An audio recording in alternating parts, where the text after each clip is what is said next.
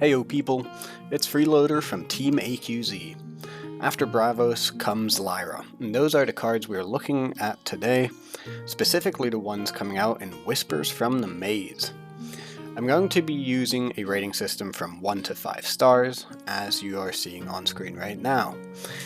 This faction, I'm not gonna lie, is going to be a little bit difficult for me to rate, since Auroch is my favorite hero to play, and I can't help getting a little excited for even the slightest shred of playability for this hero. Nonetheless, I will do my best to set aside my bias and rate these cards for the Lyra faction as a whole. BLISS Bassist is exactly what Auroch needs this set. It's another 1-cost card to proc the hero ability cheaply. From reserve, it's a 2-cost card, but because of those boosts it will have a more even stat distribution, which is very big. I think even for other heroes in the Lyra faction, it's still nice to have access to another 1-cost card as well. And the rare I only think is interesting for Nevenka, but I honestly don't expect it to see all too much play. So BLISS Bassist is getting a 4-star rating at common for me, and a 2-star rating at rare. Following that is BLISS Fan. This card is really interesting because it has a cheap body with a static ability on it, which is the makings of a great card. However, I just think that the stats it has and the effect that it has require too much of a specific synergy that I don't think is going to be good enough for comp play. I think there is a bit of a caveat where I could see this rare specifically, but also the common synergize really well with some uniques, and maybe that will help them see some play. But I'm just going to assume that's not going to happen. I'm going to rate the common at 2 stars and the rare at 1. Lyra Contortonist is a card that is particularly interesting because of its reserve static ability. The fact that it doesn't count towards your reserve limit is really interesting for cards like Anansi, but also is nice to just hold Lyra Contortionist as a potential emergency play. Overall, I actually think this card has a lot of potential, mostly just because it is kind of free to play it. It does just sit in your reserve, and especially if you have some Anansi-esque uniques, it's going to be pretty good. I think the rare is just a lot worse, since it's never going to be worth playing a 2-free for free cost. At common, Lyra Contortionist is getting a 3-star rating, and at rare, it's getting a 1-star rating. BLISS Keytarist is a really hard card to evaluate, just because there's so many unknown factors with it. How many 0-cost characters can I run in my deck? How many artists and songs can I run in my deck? Additionally, when you're playing it from hand, you're only going to get the counter on it on Nevenka 2 out of 3 times. The other times you're getting the anchor or you're sending it back to reserve. These uncertainties adding up is not a great look for the card. Still, maybe the odds add up with this one, so I'm going to give both its common and its rare a 2-star rating. Daedalus is a thematically awesome card. However, at common, I don't really see why you would ever run this when we have cards like Sandman in the game. At rare, I think this card's really interesting. Getting Scout as well as an arrow ability onto the card, as well as being allowed to target a character and play with its ability, makes this an incredible upgrade from common to rare. It's also notably, I think, going to be huge for Auroch, just because that Scout 1 is a 1-cost way to get a counter onto your hero. I just think this card is going to be really good. I think it's going to be played in a ton of decks. It just provides a great stat line, great flexibility, that after you effect if you want it. So Daedalus is a phenomenal card at rare. I'm giving it a 1-star at common and a 4-star at rare. The next card is Lakshmi, and this card is interesting because I think at common it actually might just have a place in a Nevenka deck as a free cost 4/4/4 fairly consistently. The rare is really interesting. I think it's probably a terrible upgrade in most cases. However, I'm not going to completely discount it just because it's a potentially strong enough effect that I think there will be some niche deck built around this. And Lakshmi is getting a 2-star rating both at common and rare. BLISS Drummer is a bit of an odd card because from what I can tell, the rare is just kind of worse than the common is. It's a far more specific restriction, the artist. At common, I don't think this card is good either. I've been thinking a little bit about lines, not super extensively, but I don't think this is generally going to be worth your investment. It's a pretty bad stat line for its cost, and I just don't think you're going to be able to get the returns out of this card. BLISS Drummer is a 1-star common and a 1-star at rare. Efrén Puppet Master is a really cool card, specifically because it's our first effect that relies on a die roll, where the outcomes are fundamentally different from each other. They're not both card advantage or both disruption. Pretty cool.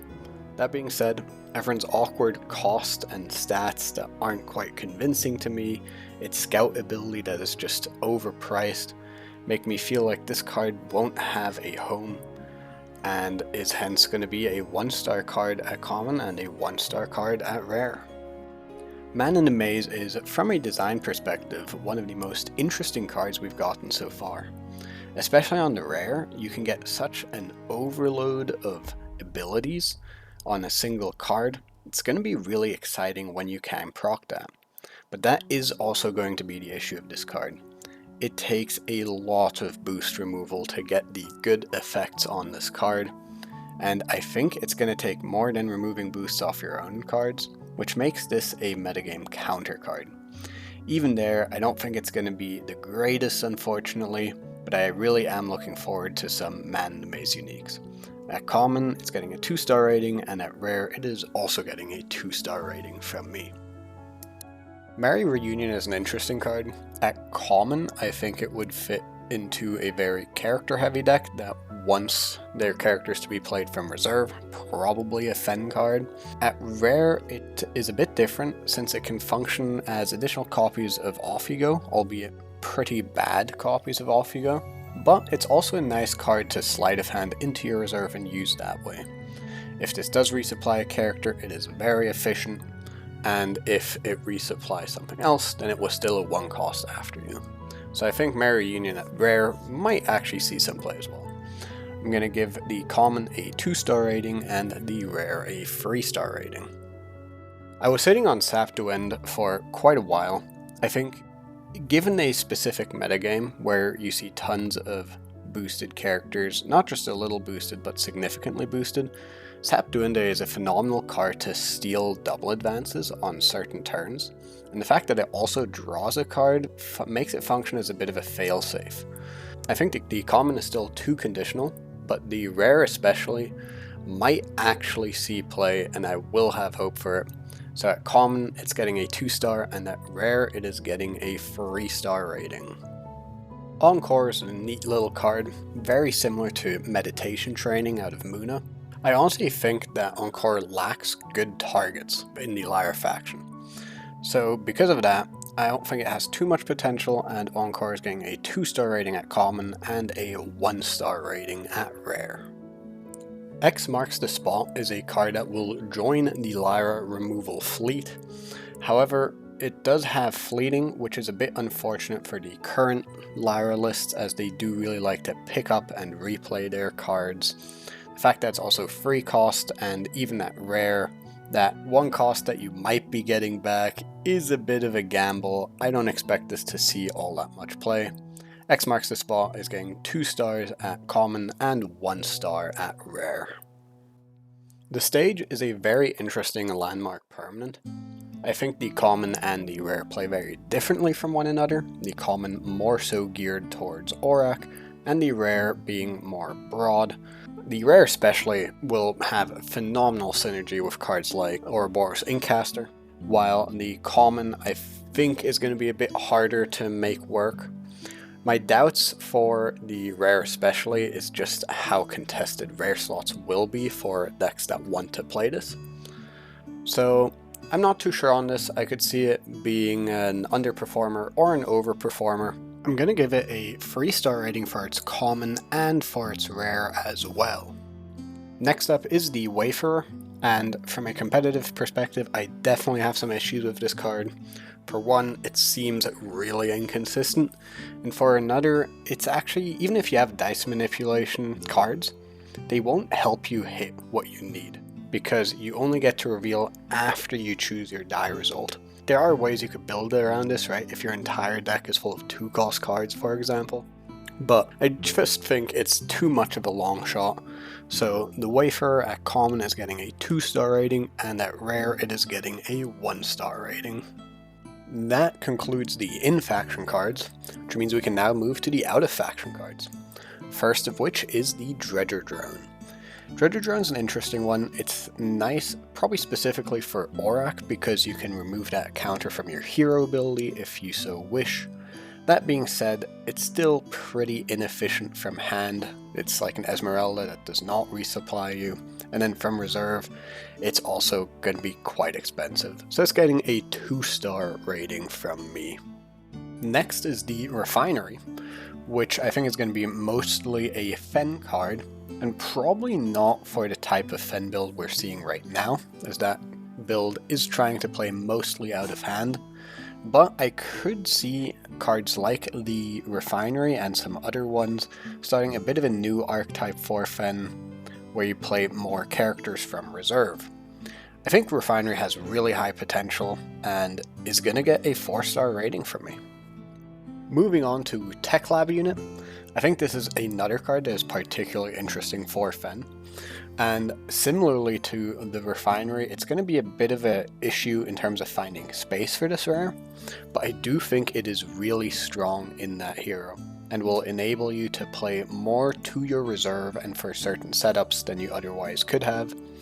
Although I don't actually expect this to be run as a free of copy in every list, I will still give it a 4-star just because of how strong I expect it to be. Out of the Bravos cards, the Lyra faction is getting the Lernaean Hydra, and this is one that I am particularly excited for, as for Aurak, this is in a way the perfect mixture a card can have. It has those 0 stats, it's cheap enough that you can play it if you need to, but also a good enough hit off of your hero ability that you'll be ecstatic when you hit it.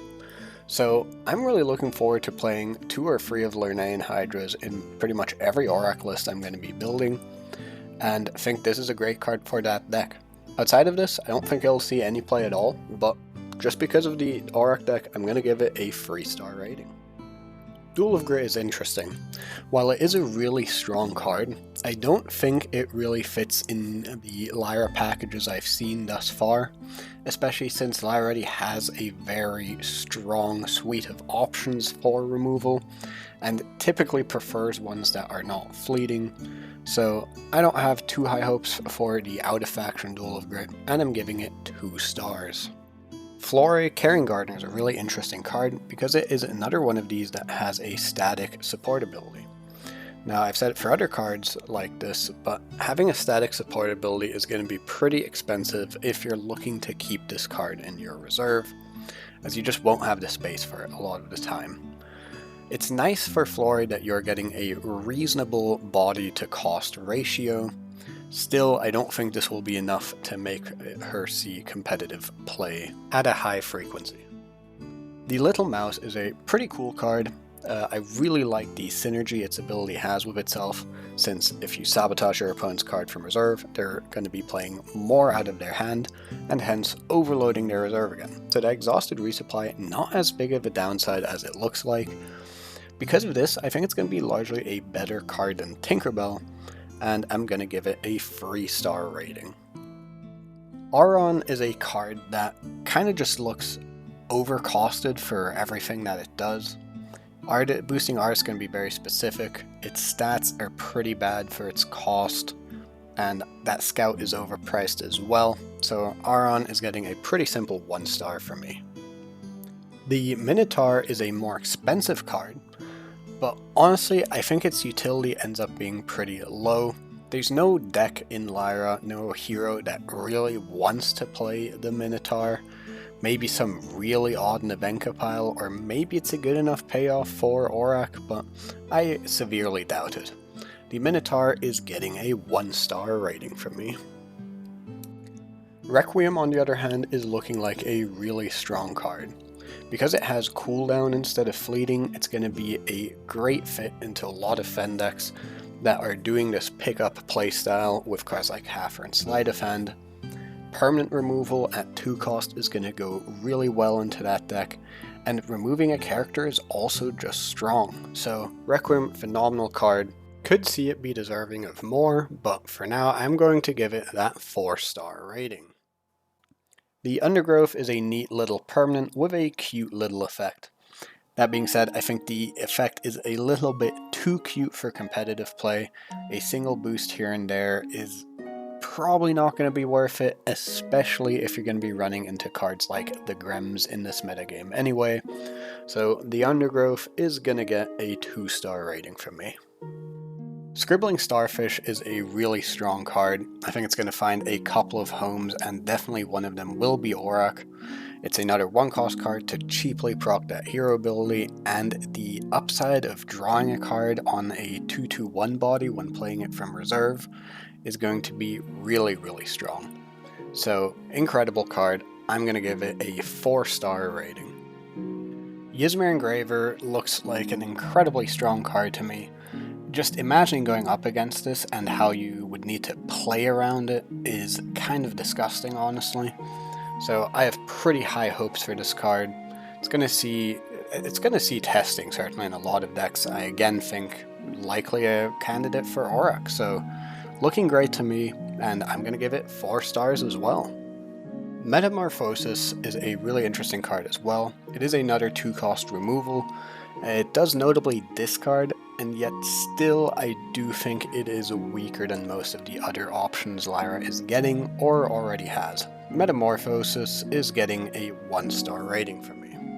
That concludes the card ratings of this video. However, there is a little bit of something interesting that I noticed while making this, which is that Lyra only has 14 out of faction cards this set. Why is that interesting? It's interesting because each class has 15 in-faction cards. So, reasonably, Lyra should also have 15 out-of-faction cards. If you're wondering where that final card went, I believe it went to the Bravos faction, as Bravos has 16 out-of-faction cards, which is a little odd. Either way, thanks for watching the video. If you enjoyed it, go click the buttons, and see you all next time.